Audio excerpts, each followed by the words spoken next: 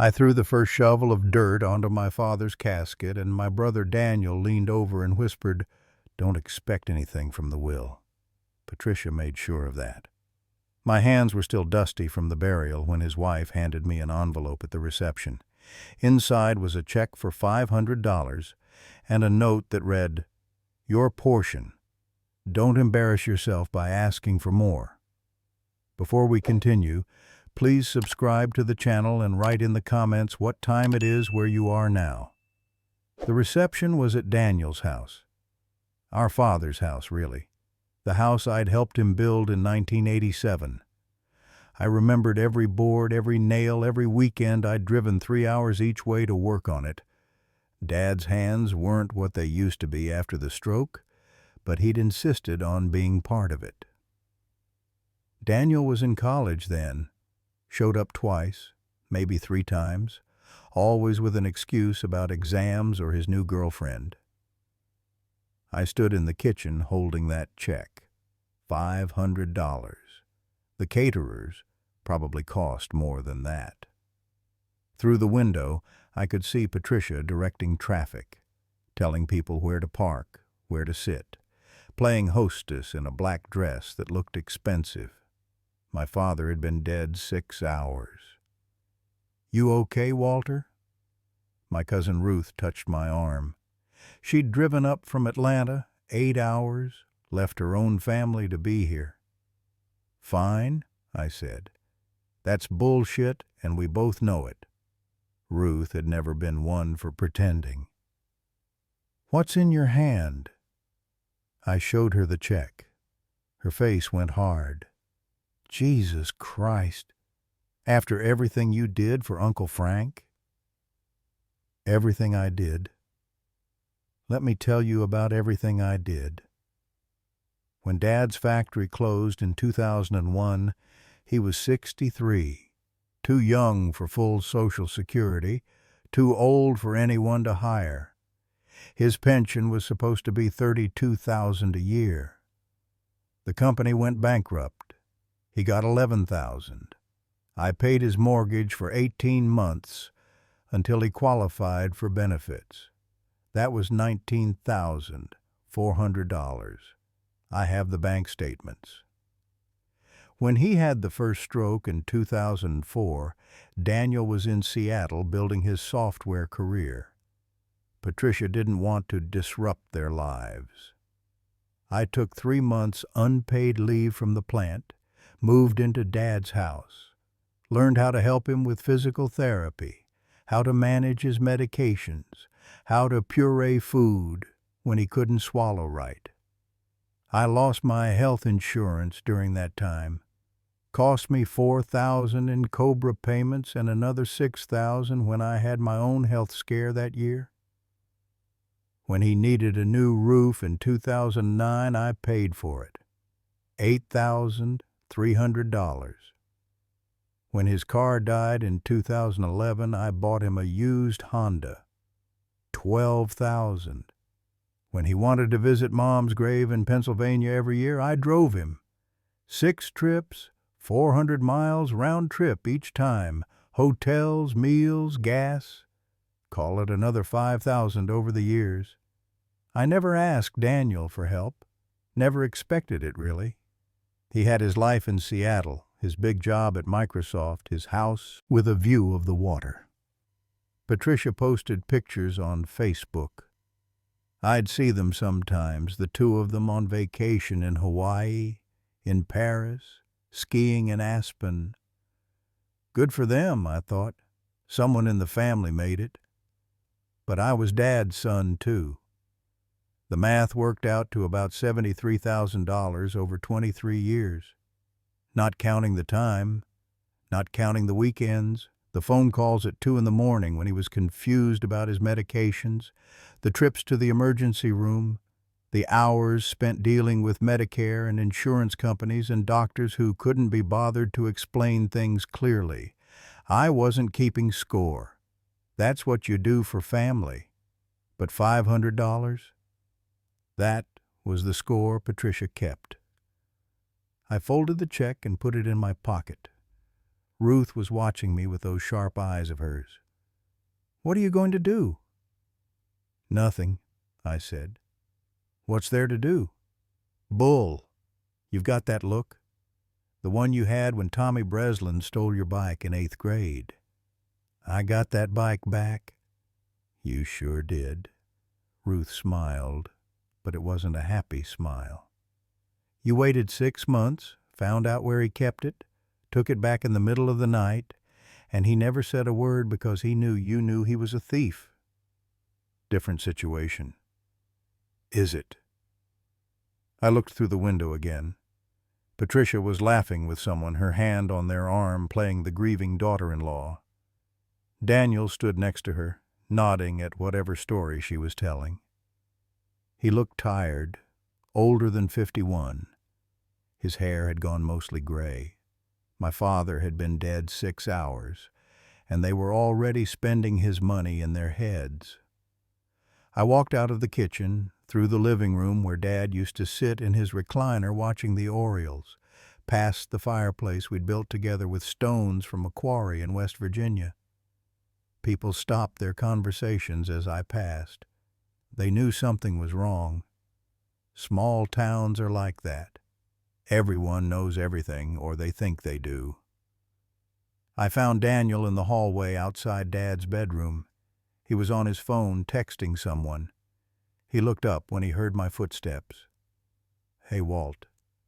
Thanks for coming. I know you and Dad were close." "We're close." Past tense. Like our father had been gone for years instead of hours. "We need to talk," I said. Sure. Listen, I'm swamped right now with arrangements. The lawyer's coming tomorrow to read the will. Can it wait?" "No." Something in my voice made him put the phone away. We'd been close once, Daniel and I. I was 8 years older, practically raised him after Mom died when he was 7. I taught him how to throw a baseball, how to tie his shoes, how to stand up to bullies.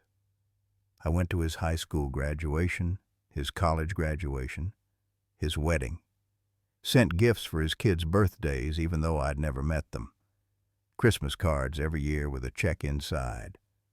The last time I'd seen him in person was 3 years ago at Aunt Helen's funeral.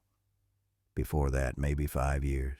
But phone calls on birthdays, texts on holidays, the usual slow fade that happens when people's lives go different directions. "Patricia gave me a check," I said. "Right, yeah, she handled all that. The will hasn't been read yet, but Dad left specific instructions about immediate distributions. 500 for you, same for the cousins, a few other people. $500. Look, I know it's not much, but everything else goes to estate taxes and settling Dad's debts. You know how it is." I did know how it was. I knew exactly how it was. "What debts?" I asked. Daniel shifted his weight, not quite meeting my eyes. "Medical bills mostly. The last few months were expensive. Patricia handled all the paperwork. I can have her send you copies if you want." "I'd like that." "Sure, no problem. Listen, I really need to get back to the guests." "One more thing," I said. "The house. Who gets the house?" "That goes into the estate. Has to be sold to cover expenses." "And after expenses?" "Whatever's left gets distributed according to the will." "Which is?" "Walt, come on. You'll hear it tomorrow with everyone else." "Tell me now, Daniel." He looked at me then, really looked at me, and I saw something in his face I'd never seen before. Not quite guilt, more like resignation, like he'd been expecting this conversation and dreading it. 70% to me, 30% to you. That's what Dad wanted. He thought you'd be okay with it since you never had kids, never needed as much. never needed as much. I stood there in the hallway of the house I'd helped build, listening to my brother tell me that our father thought I needed less because I was alone. "When did he change the will?" I asked quietly. "What?" "The will. When did he change it?" Daniel's face went red. "I don't know. A few years ago, maybe." "How many years?" "Walter, what are you getting at?" "Answer the question." 2 years. He changed it 2 years ago. Patricia helped him understand his options, made sure everything was legal and proper. 2 years ago.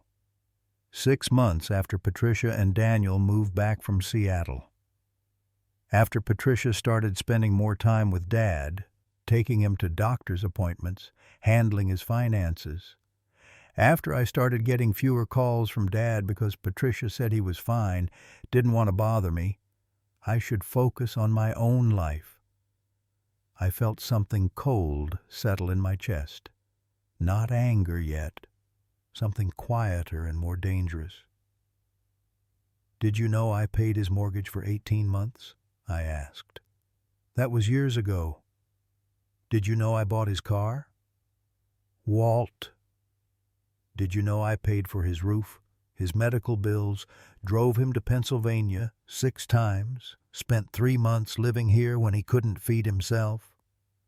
"I was in Seattle. I had a career. You were close by. It made sense for you to help.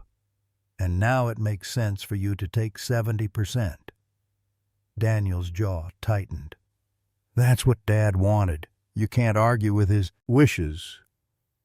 "Can't I?" "What's that supposed to mean?" I smiled. I actually smiled. It felt strange on my face, like putting on clothes that didn't fit right. "Nothing," I said. "You're right. I'll see you tomorrow at the lawyer's office."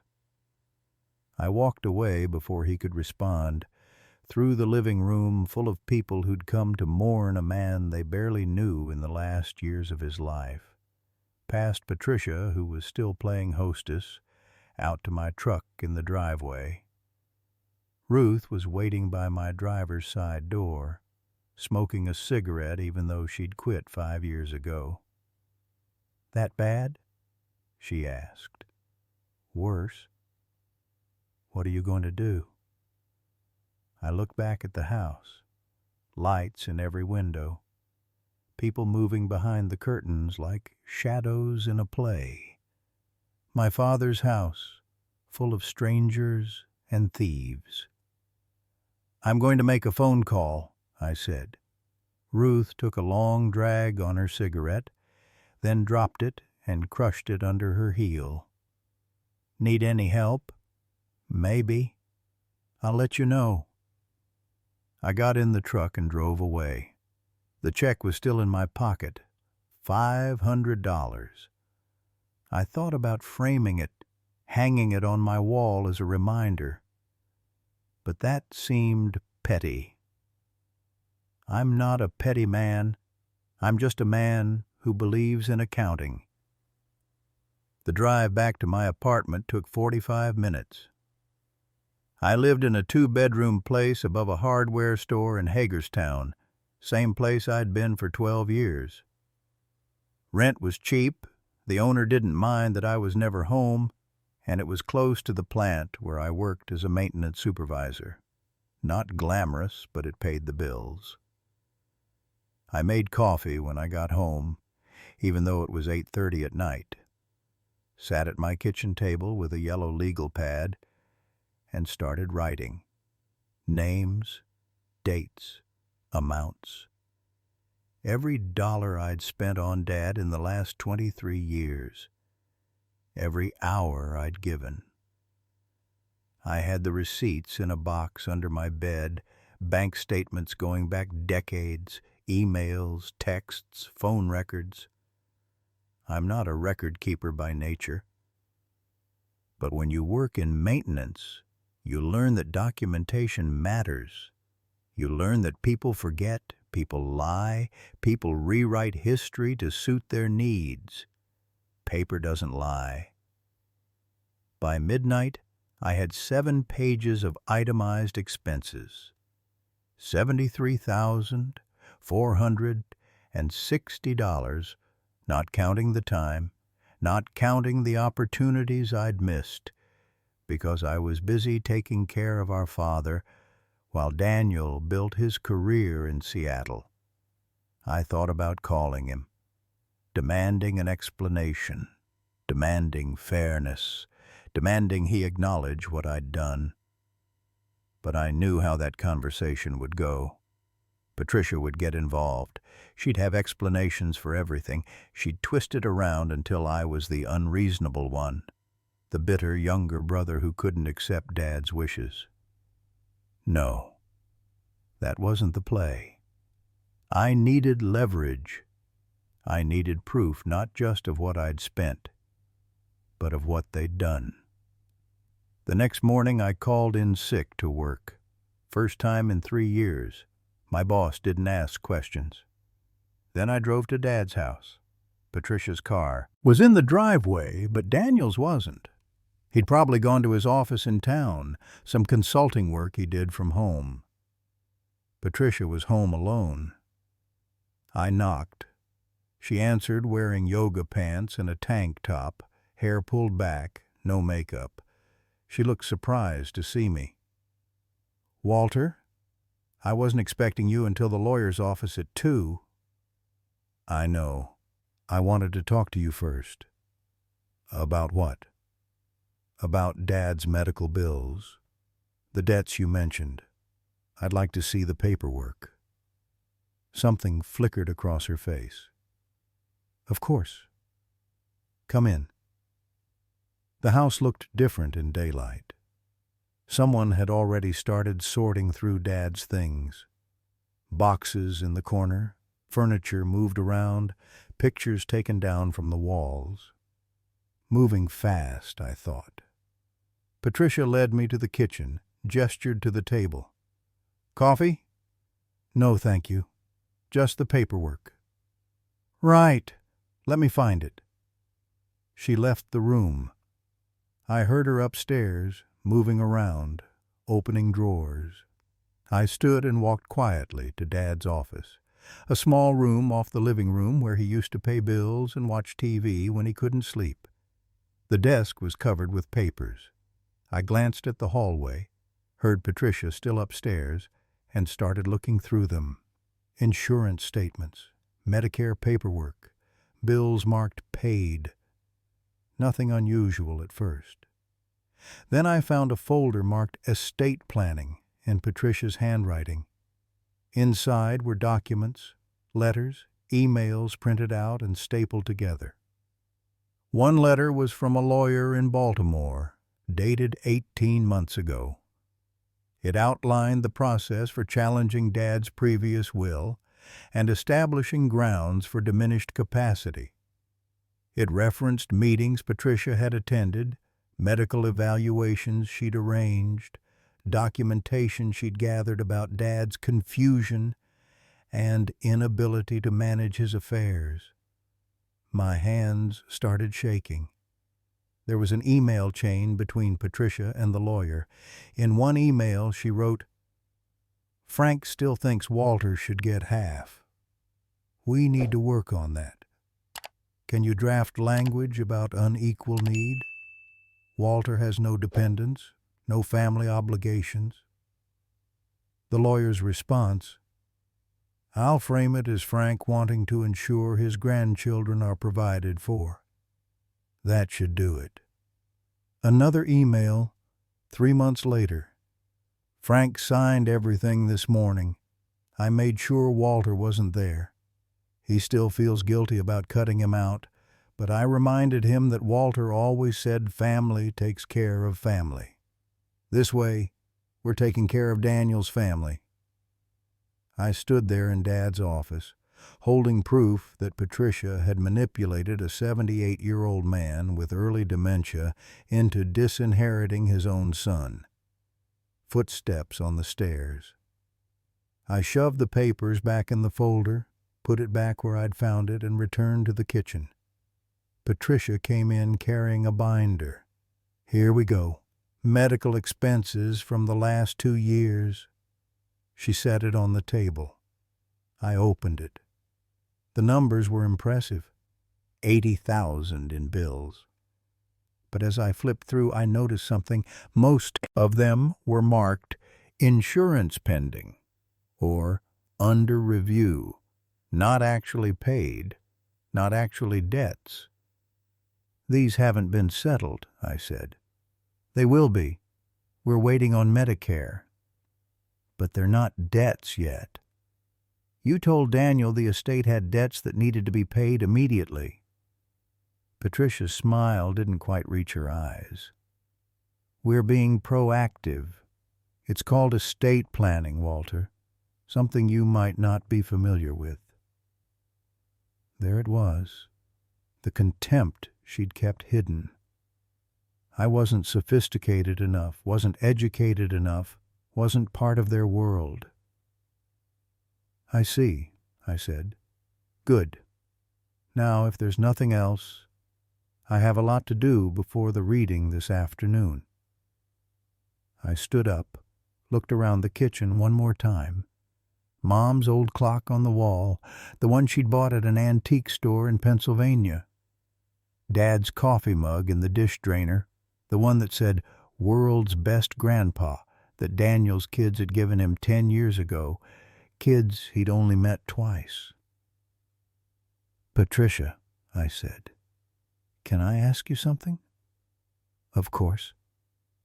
"Did you ever actually love my father? Or was this always about the house?" Her face went cold. "Get out." "I'll see you at 2, I said, and left. I sat in my truck outside the house and made 3 phone calls. The first was to a lawyer I knew from the plant, a guy who handled workers' comp cases but knew estate law. I explained the situation. He listened without interrupting. "Can you prove manipulation?" he asked. "I have documentation. Bring it to my office. We'll talk." The second call was to Ruth. "I need you to do something for me," I said. "Name it." "Go to Dad's house tomorrow morning. Patricia and Daniel will be busy dealing with the estate. I need you to look for a folder marked Estate Planning in Dad's office. Take pictures of everything inside. Can you do that?" "Consider it done." The third call was to Dad's doctor, the neurologist who'd been treating him for the last 3 years.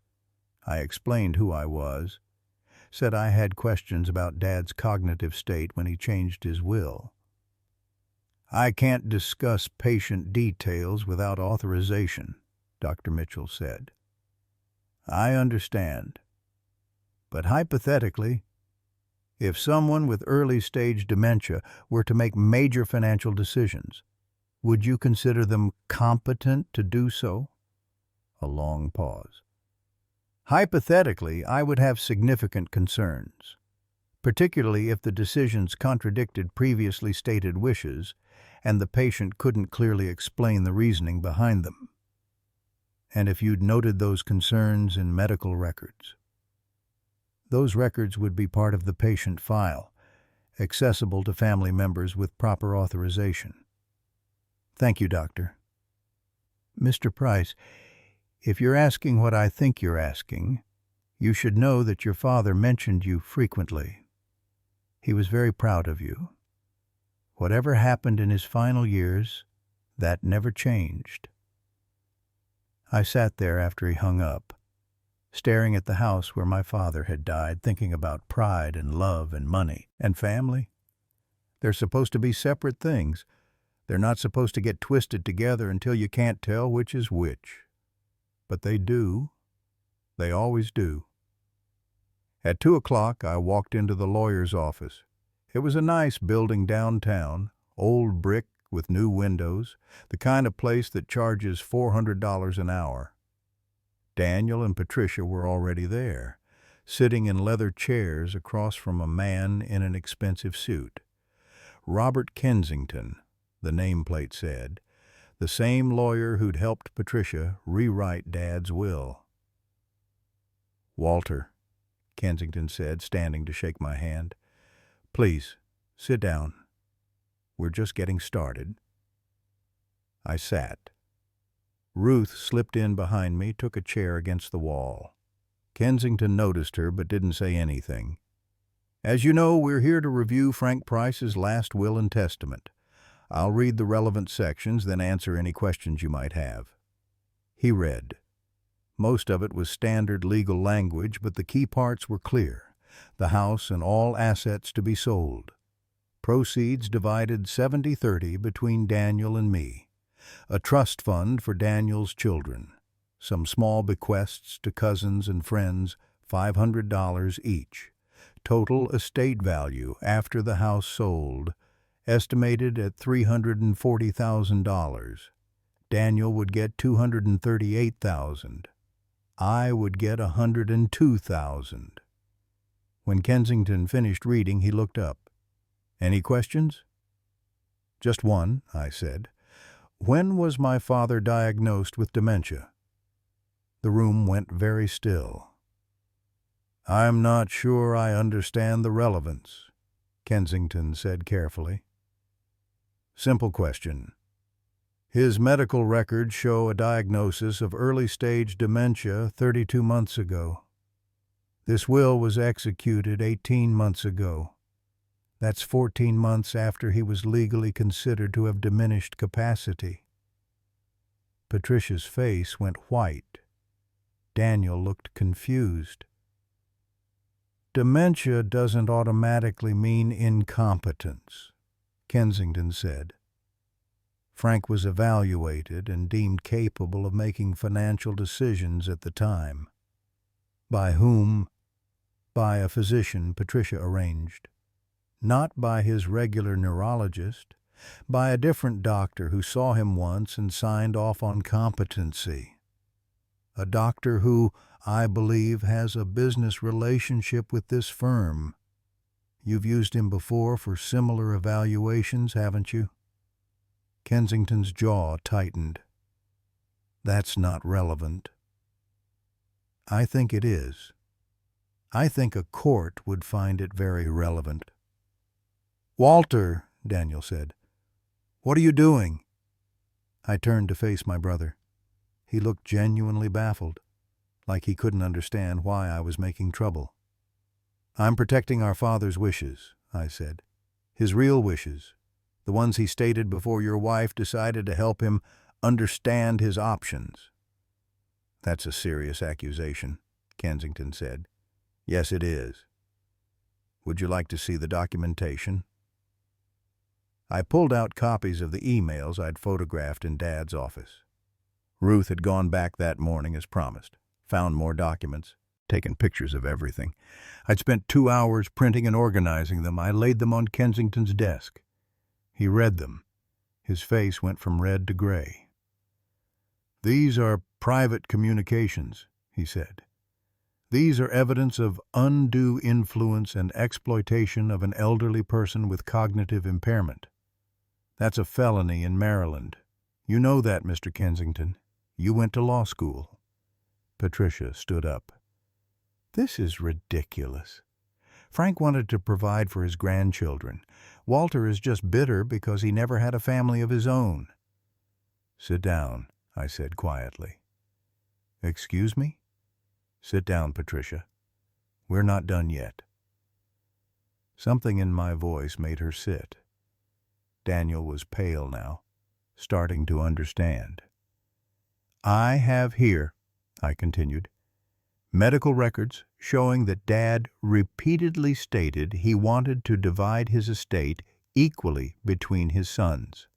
That's documented in 3 different appointments with Dr. Mitchell over a span of 5 years. I have bank records showing I spent $73,400 supporting Dad while Daniel was in Seattle. I have testimony from neighbors, from Dad's friends, from people at his church, all stating that he was confused in his last years and that Patricia was controlling his decisions. And I have these emails showing premeditation and intent to defraud. "Walter," Daniel said, his voice shaking, "I didn't know about any of that."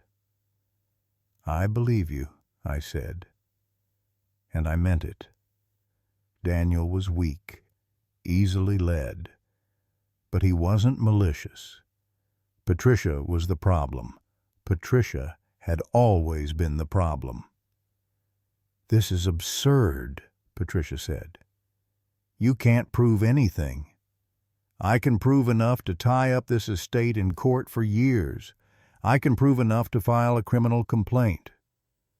I can prove enough to have this will overturned and Dad's previous will reinstated." I looked at Kensington, the one that split everything 50-50, the one you helped him write 6 years ago before Patricia got involved. "You remember that will, don't you?" Kensington didn't answer. He didn't have to. "So, here's what's going to happen," I said. "You're going to file papers to probate Dad's original will, the one that reflects his true wishes. Daniel and I will split the estate equally. Patricia will return any assets she's already taken from the house, and you, Mr. Kensington, will explain to the Maryland State Bar why you helped your client manipulate a man with dementia. You can't—" "Or," I continued, "I file all of this with the state's attorney tomorrow morning, along with a formal complaint to the Bar Association, and we let the courts sort it out. Your choice." The silence in the room was absolute. Finally, Kensington spoke. "I'll need to consult with my partners. You have until 5 o'clock today. After that, I'm filing." I stood up. Ruth stood with me.